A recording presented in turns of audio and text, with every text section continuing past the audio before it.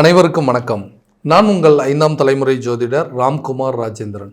நம்ம இன்னைக்கு பார்க்க போகிற தலைப்பு, விருச்சக ராசி அன்பர்களுக்கு உங்களுடைய ராசிக்கு இதுவரை 8ஆம் இடத்தில் சஞ்சாரம் செய்து கொண்டிருந்த குரு பகவான் உங்களுடைய ராசிக்கு 9ஆம் வீடான கடக ராசிக்கு உச்சம் பெயர்ச்சியாக போகிறாருங்க.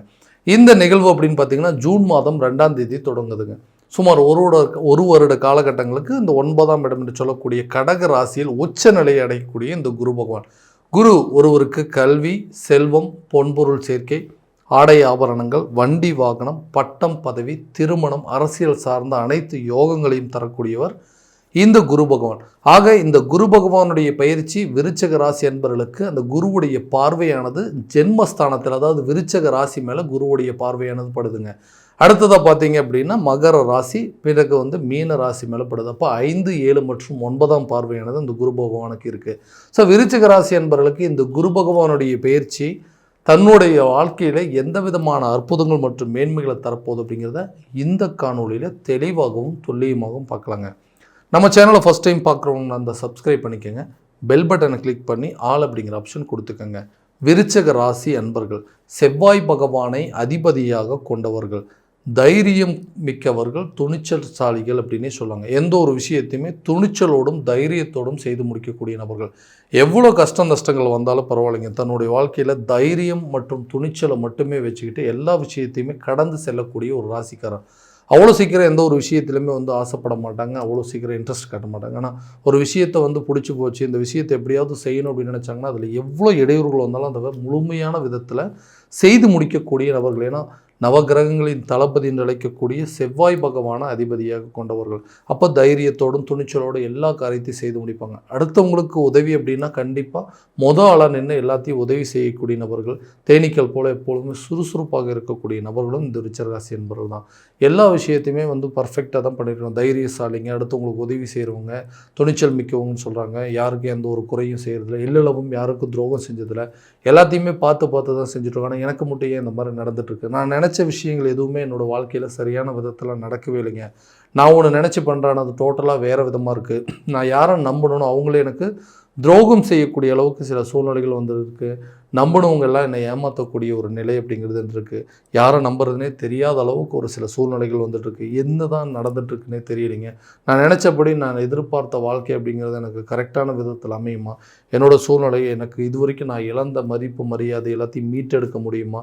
என்னோடய காரியத்தில் நான் ஏதாவது ஒன்று செய்யணுன்னா எனக்கு பழையபடி துணிச்சலோடு அந்த காரியத்தை செய்ய முடியுமா? இந்த காரிய தடைகள் அப்படிங்கிறது அகலமான்னு சொல்லி யோசிச்சுட்டு இருக்கக்கூடிய இந்த விருச்சக ராசி அன்பர்களுக்கு இந்த குரு பகவானுடைய உச்ச பயிற்சி வாழ்க்கையில் நிறைய மாற்றங்களை கொடுக்க போகுது. உதாரணமாக 9ஆம் பாவம் என்று சொல்லக்கூடிய இந்த பாக்கியஸ்தானத்தில் குரு பகவானுடைய பயிற்சி நிறைய அதிர்ஷ்டத்தையும் நிறைய லாபத்தையும் கொடுக்கக்கூடிய ஒரு சூழல் அப்படிங்கிறது தான். ஸோ பாக்கியஸ்தானம் என்று சொல்லக்கூடியது தகப்பன் வழி சொத்துக்கள் மூலமாக அல்லது தகப்பன் வழி சில அனுகூலங்கள் அப்படிங்கிறது, எதிர்பாராத நிகழ்வுகள், அதிர்ஷ்டம், எதிர்பார்ப்புகள் இதெல்லாமே நடக்கக்கூடிய ஒரு காலகட்டம் அப்படின்னு சொல்லுவாங்க. உதாரணமாக தொழில் ரீதியாக இது வரைக்கும் நிறைய முயற்சிகள் எடுத்திருப்பீங்க. அந்த முயற்சிகள் எல்லாமே எல்லா விதத்துலேயும் ஃபெயிலியராகவே இருந்திருக்கும். ஏன்னா ஒரு தொழிலை தொடங்க முடியலைங்க. அந்த தொழிலை தொடங்கினாலும் அதை கரெக்டான விதத்தில் லாபகரமான சூழலை கொண்டு போக முடியல. எனக்கு பின்னாடி இந்த பிஸ்னஸை ஸ்டார்ட் பண்ணவங்களாம் இன்றைக்கி ஓஹோன்னு இருக்கிறாங்க, நல்ல நிலையில் இருக்காங்க. ஆனால் என்னுடைய நிலை இன்னும் எந்த ஒரு முன்னேற்றமும் இல்லாமல் இருக்குது. பேசாமல் இந்த பிஸ்னஸை விட்டுட்டு வேறு ஏதாவது ஒன்று பண்ணலாமா அப்படிங்கிற அளவுக்கு நிறைய நேரத்தில் சூழ்நிலைகள் அப்படிங்கிறது எனக்கு எதிராகவே நடந்துகிட்ருக்கு.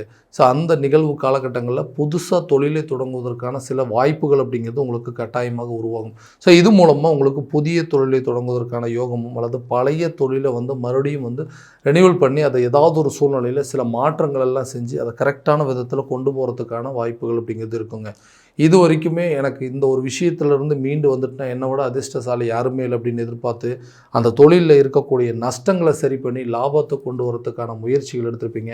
அந்த விஷயங்கள் இன்றைக்கி உங்களுக்கு நடக்கும். ஏன்னா பாக்கியஸ்தானத்தில் இந்த குருவுடைய பயிற்சி நடக்கக்கூடிய காலகட்டங்களில் நிறைய முன்னேற்றங்கள் அப்படிங்கிறது இருக்கும். ஏன்னா தைரியத்தோடு என்னால் எதையுமே செய்ய முடியலைங்க. முன்ன இருந்த துணிச்சலும் தைரியம் தன்னம்பிக்கை இப்போ ரொம்ப குறைஞ்சிருச்சு. மற்றவங்களாம் என்னை பார்த்து ஏளனமாக பேசக்கூடிய நிலைக்கு தள்ளப்பட்டுட்டேன். ஏன்னா ஒரு காலத்தில் ஒவ்வொன்று வாழ்ந்துட்டு இருந்தேன். இவங்க பிஸ்னஸ் பண்ணி நிறைய பணம் காசு சம்பாரித்து அடுத்தவங்களுக்கெல்லாம் உதவி செஞ்சுட்டு இருந்தேன். ஆனால் இன்றைக்கி எல்லாமே சரிஞ்சிருச்சு. நல்ல ஒரு மதிப்பு, மரியாதை, பேர், புகழ், அந்தஸ்தெல்லாம் படிப்படியாக குறைஞ்சிருச்சு. இந்த பயத்தினால தான் அடுத்த அடி எடுத்து வைக்க முடியல. மறுபடியும் அதில் ஏதாவது அடிபட்டுச்சுன்னா நான் மீண்டு வரத்துக்கான வழியே இல்லைன்னு சொல்லி தடைகளை எல்லாத்தையுமே வந்து அப்படியே தடுத்து நிறுத்துகிற மாதிரி இன்றைக்கி என்னுடைய முயற்சிகள் எல்லாத்தையும் நானே தடுத்து நிறுத்திட்டேன். அந்த நிலைகள் மாறும். ஏன்னா இந்த 3ஆம் இடம்னு சொல்லக்கூடிய தைரிய ஸ்தானத்தை குரு பகவானுடைய பார்வை நேரடியாக படும் பொழுது இது வரைக்கும் வந்து இருந்த தயக்கங்கள் அப்படிங்கிறது உங்களை விட்டு விலகும். என்ன ஆனாலும் பரவாயில்ல, அதை எப்படியாவது செஞ்சு முடிக்கணும்னு சொல்லி அந்த தொழிலை சக்ஸஸ்ஃபுல்லாக கொண்டு போகிறதுக்கான வாய்ப்புகள் அப்படிங்கிறது உருவாகுங்க. வேலை விஷயமா இது வரைக்கும் நிறைய ட்ரை பண்ணியிருப்பீங்க. புதுசாக ஏதாவது ஒரு ஆப்பர்ச்சுனிட்டி கிடைக்குமா, புதுசாக வேலை வாய்ப்பு கிடைக்குமா, அல்லது வெளியூர் சம்மந்தப்பட்ட யோகங்கள் அல்லது வெளிநாடு சம்மந்தப்பட்ட வேலை வாய்ப்புகளுக்கான முயற்சிகள்லாம் நீங்கள் நிறைய முயற்சி எடுத்திருப்பீங்க. அந்த விஷயங்கள் எல்லாம் ஏதோ ஒரு காரணத்தினால தடைபட்டுகிட்டே இருந்திருக்கும். ஸோ அப்போ வெளியூர் மற்றும் வெளிநாடு சம்மந்தப்பட்ட வேலை வாய்ப்புகள் அப்படிங்கிறது உங்களுக்கு கரெக்டான விதத்தில் கிடைக்கும். ஸோ வேலையில் நிறைய புதுசாக வந்து நீங்கள் கற்றுக்கக்கூடிய ஒரு காலகட்டங்கள் அப்படின்னு சொல்லாங்க. ஒரு வேலையில் இருக்கும்போது இன்னொரு வேலைக்கு உண்டான ஆப்பர்ச்சுனிட்டி அப்படிங்கிறது இருக்கும். அதில் ஒரு சேலரி இன்க்ரிமெண்ட்டு, ஒரு ஹை லெவலில் ஒரு ப்ரொமோஷன் அப்படிங்கிறது. ஏன்னா இந்த செவ்வாய் பகவான் அதிபதி அப்படின்னு சொல்லிட்டாவே பெரிய முக்கியமான பொறுப்புகள் அப்படிங்கிறது அந்த பொறுப்புகளை வகிக்கக்கூடிய ராசிக்காரன்னு சொல்லலாம். ஸோ அப்போ பொறுப்புகளும் பதவிகளும் உங்களை தேடி வரக்கூடிய ஒரு தருணமாக இருக்க போதுங்க. 1ஆம் பார்வை அப்படிங்கிறது ஜென்மஸ்தானத்து மேலே குருவுடைய பார்வையை படும் பொழுது உங்களுக்குன்னு ஒரு மதிப்பு மரியாதை அப்படிங்கிறது உயருங்க. அந்தஸ்து செல்வாக்கை உயர்த்தி கொள்ளக்கூடிய ஒரு காலகட்டங்கள். வேலை இல்லைன்னு சொல்லி யாரெல்லாம் உங்களை வந்து கிண்டல் பண்ணிட்டு இருந்தாங்களோ அவங்களே பரவாயில்ல, நல்லபடியாக ஒரு வேலைக்கு போகிறாரு. ஸோ அந்த வேலையில் வந்து பல வருஷமாக இருக்கிறீங்க, இன்னும் அதே சம்பளத்தை தான் வாங்கிட்டு இருக்கிறீங்களா, இன்னும் சேலரி இன்க்ரிமெண்ட்டெல்லாம் எதுவுமே இல்லையா, இங்கே வேலை பார்க்கறதுக்கு வேறு ஏதாவது ஒரு வேலைக்கு போகலாம்ல அப்படின்னு சொல்லி யார் சொன்னாங்களோ அவங்க முன்னாடி அதே இடத்துல உங்களுக்கு ஒரு ப்ரொமோஷன், ஒரு சேலரி இன்க்ரிமெண்ட் கிடைக்கிற அளவுக்கு சில சுச்சுவேஷன்ஸ் அப்படிங்கிறது உங்களுக்கு சாதகமாக நடக்குங்க. ஸோ திருமண தடைகள் அப்படிங்கிறது முழுமையாக விலகும். ஏன்னா எடுத்து வைக்கக்கூடிய ஒவ்வொரு அடியும் தடையாகவே இருக்குதுங்க. இன்றைக்கி ஒரு பொண்ணு பார்க்க போகலாம், எல்லாமே ஓகே ஆயிடுச்சு, ஒரு பையன் வந்து வீட்டுக்கு பார்த்துட்டு போயிட்டாரு, எல்லாம் ஓகே இருக்குன்னா அடுத்த ஸ்டெப் அப்படிங்கிறது மூவ் ஆகவே மாட்டேங்குது. நான் பார்த்துட்டு போன உடனே எந்த தகவலும் கிடைக்காமையே இருக்குது. எல்லாம் ஓகேன்னு சொல்கிறாங்க, திருமண லெவலுக்கு பத்திரிக்கை அடிக்கிற அளவுக்கு கொண்டு போன திருமணங்கள் கூட திடீர்னு காரணமே இல்லாமல் நின்று போயிடுச்சுங்க. என்ன தான் காரணம், ஒருவேளை என்னுடைய ஜாதகத்தில் இருக்கிற தோஷம் தான் காரணமா, இல்லை என்னுடைய அமைப்பே அப்படி தானேன்னு சொல்லி நிறைய குழப்பத்தில் இருந்திருப்பீங்க. அந்த நிலைகள் மாறும். எடுக்கக்கூடிய முயற்சிகள், இந்த பூர்வ புண்ணிய 5ஆம் பார்வை, இந்த முயற்சிகள் அப்படிங்கிறது தடைகள் அப்படிங்கிறது அகலுங்க. எடுத்து வைக்கக்கூடிய முயற்சிகள் வெற்றி பலனை நோக்கி கொண்டு போகக்கூடிய ஒரு காலகட்டமாக இருக்கும். சில விஷயங்கள் தைரியமாக கேட்டு நமக்கு வந்து இன்றைக்கி வரைக்கும் யாரெல்லாம் பொண்ணு தரமாட்டேன்னு சொன்னாங்களோ அவங்களே நம்மளை தேடி வந்து கொடுக்கக்கூடிய அளவுக்கு சில சூழல்கள் அப்படிங்கிறது உங்களுக்கு நல்ல ஒரு அமைப்பாக இருக்க போதுங்க. புத்திர தடைகள் அப்படிங்கிறது விலகும். ஏன்னா அந்த 5ஆம் பார்வை புத்திர ஸ்தானத்து மேலே குருவுடைய பார்வைப்படும்போது ரொம்ப நாளாக குழந்தை பாக்கியம் இல்லாதவங்களுக்கு கூட கூடிய சீக்கிரத்தில் குழந்தை பாக்கியம் அப்படிங்கிறது ஏற்படுங்க. ஏன்னா இதனால் நிறைய மன உளைச்சல்களை சந்திச்சிருப்பீங்க. எந்த ஒரு விசேஷத்துக்கு போக முடியாத அளவுக்கு நிறைய பாதிப்புகளை கடந்து வந்திருப்பீங்க. அந்த நிலைகள் அப்படிங்கிறது மாறுங்க. பூர்வ புண்ணிய ஸ்தானம் புத்திர ஸ்தானத்தை மேலே குருவுடைய பார்வைப்படும் பொழுது அதிர்ஷ்டங்களும் யோகங்களும் உங்களை தேடி வரும். குழந்தை பாக்கியம் இல்லாதவங்களுக்கு குழந்தை பாக்கியம் அப்படிங்கிறது ஏற்படுங்க. அடுத்ததாக இந்த கணவன் மனைவிக்கிடையே இருக்கக்கூடிய சில பிரச்சனைகள் அப்படிங்கிறது உங்களை விட்டு விலகுங்கன்னா காரணமே இல்லாமல் இன்றைக்கி வந்து பிரிஞ்சு வாழக்கூடிய அளவுக்கு சில நிலைகள் வந்திருக்கு. லவ் பண்ணிகிட்டு இருந்தபோது காலகட்டங்கள்லேயும் அதே மாதிரி தாங்க. காரணமே இல்லாமல் சின்ன சண்டை சச்சரவுனால இன்றைக்கி 2 லவர்ஸ் வந்து பிரிஞ்சு வாழக்கூடிய ஒரு நிலை. நம்மளாக ஒரு ரிலேஷன்ஷிப்பை வந்து தேடி போகலாம், அது நம்மளையே தேடி வந்ததுங்க. அதுவும் இன்றைக்கி வந்து நிலைக்காது போய் நம்மளை வந்து வேண்டான்னு சொல்லி விட்டு விலகி போகிற அளவுக்கு சில சூழ்நிலைகள் வந்திருக்கு. இந்த மாதிரி சுச்சுவேஷனில் நிறைய பிரிவினர்களில் வாடக்கூடிய நபர்களுக்கு கட்டாயமாக அந்த பிரிந்த உறவுகள் ஒன்றடைவதற்கான யோகங்கள் அப்படிங்கிறது இருக்குங்க. யார் தப்பு பண்ணாங்கன்னு சொல்லி எடுத்து சொல்கிறதுக்கான தைரியம் கூட இல்லாமல் எல்லா தப்பையும் தன்மேலையே போட்டுக்கிட்டு இன்றைக்கி வந்து விட்டு விலகி நிற்கக்கூடிய அளவுக்கு சூழ்நிலைகள் வந்திருக்கு. அந்த நிலைகளை மாற்றிட்டு செய்த தவறுகளை பற்றி சரியான விதத்தில் டிஸ்கஸ் பண்ணி இந்த பிரச்சனைக்கு ஒரு நல்ல தீர்வுகளை எடுக்கக்கூடிய ஒரு காலகட்டம். ஸோ இதனால் பிரிந்த கணவன் மனைவியும் பிரிந்த காதலர்களும் வேண்டான்னு சொல்லி விட்டு போன உறவுகளும் ஒன்றிணைவதற்கான சில யோகங்கள் அப்படிங்கிறது கண்டிப்பாக இருக்க போதுங்க.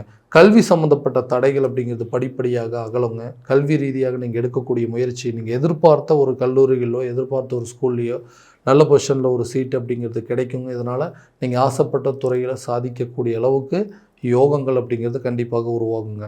ஆரோக்கிய ரீதியாக இருக்கக்கூடிய பாதிப்புகள் கண்டிப்பாக நீங்கள் எடுக்கக்கூடிய மருத்துவ முயற்சியில் நல்ல ஒரு முன்னேற்றம் இருக்கக்கூடிய காலகட்டமாக இருக்க போது என்ன பிரச்சனைன்னே தெரியாமல் இது வரைக்கும் ட்ரீட்மெண்ட் எடுத்துகிட்டு இருப்பீங்க.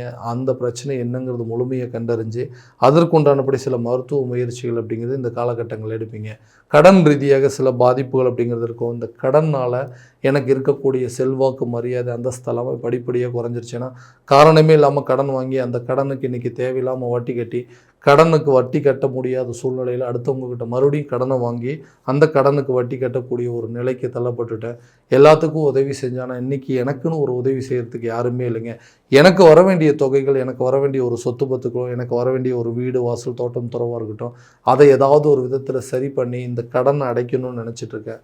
அதுக்கு உண்டான சில பலன்கள் அப்படிங்கிறது இல்லை. எல்லாமே ஏதாவது ஒரு காரணத்தினால தடைபட்டிருக்கு. எனக்கு வர வேண்டிய சொத்துக்கள் காலகட்டங்களில் கரெக்டான விதத்தில் வரல. நான் விற்கணும்னு நினச்ச சொத்துக்களை கூட என்னால் சரியான விதத்தில் விற்க முடியல அப்படின்னு சொல்லி எதிர்பார்த்துட்டு இருக்கக்கூடிய இந்த ராசிக்கார நண்பர்களுக்கு கண்டிப்பாக உங்களுக்கு வர வேண்டிய சொத்துக்கள் கைக்கு வருங்க. விற்பனை செய்யக்கூடிய சொத்துக்கள் சரியான விதத்தில் செஞ்சு உங்களுக்குன்னு இருக்கக்கூடிய கடனை அடைச்சிட்டு கடன் இல்லாத ஒரு வாழ்க்கையை வாழ்வதற்கான முயற்சிகள் எல்லாமே இந்த காலகட்டங்களில் நிச்சயமாக நீங்கள் மேற்கொள்வீங்க. சொந்தமாக வீடு கட்டக்கூடிய யோகமோ, இடம் வாங்கக்கூடிய யோகம், பூர்வீக சொத்துக்கள் இருக்கக்கூடிய வம்பு வழக்கு பிரச்சனைகள் தீரக்கூடிய ஒரு காலகட்டமாக இருக்க போதுங்க. இந்த குரு பயிற்சி உங்களுடைய பாக்கியஸ்தானத்தில் நடைபெற போகிறதுனால எல்லா விதமான அதிர்ஷ்டம் மற்றும் மேன்மைகளை பெறக்கூடிய ஒரு ராசிக்காரராக நீங்கள் இருக்க போகிறீங்க. ஸோ இது வரைக்கும் நம்ம பார்த்ததுனா கோச்சார ரீதியான பலன்கள் மட்டும்தான். இந்த பலன்கள் அனைத்தும் உங்களுக்கு நடக்குமானால் உங்களுடைய சுய ஜாதகத்தை முழுமையாக தெரிஞ்சுக்கிட்டு அதனுள்ள திசா புத்திகள் எப்படிங்கிறத தெரிஞ்சுக்கிட்டு அதற்குண்டானபடி சில முயற்சிகள் எடுக்கும்போது வாழ்க்கையில் எல்லா விதமான வெற்றிகள் அப்படிங்கிறது உங்களை தேடி வருங்க. உங்களுடைய ஜாதகத்தை எங்கிட்ட பார்க்கணும் விருப்பப்பட்டீங்கன்னா கீழே தெரியிற நம்பருக்கு காண்டாக்ட் பண்ணி அப்பாயின்மெண்ட் ஃபிக்ஸ் பண்ணிக்கோங்க. அப்படி இல்லையா உங்களோட ஜாதகத்தை வாட்ஸ்அப் மூலமாக அனுப்பிச்சிச்சிங்க அப்படின்னா தெளிவான முறையில் கணிச்சு துல்லியமான பலன்கள் அப்படிங்கிறது உங்களுக்கு தெரியப்படுத்தப்படுங்க. மீண்டும் அடுத்த காணொலியில் உங்களை சந்திக்கும் வரை உங்களிடமிருந்து விடைபெறுவது உங்கள் ராம்குமார் ராஜேந்திரன். நன்றி.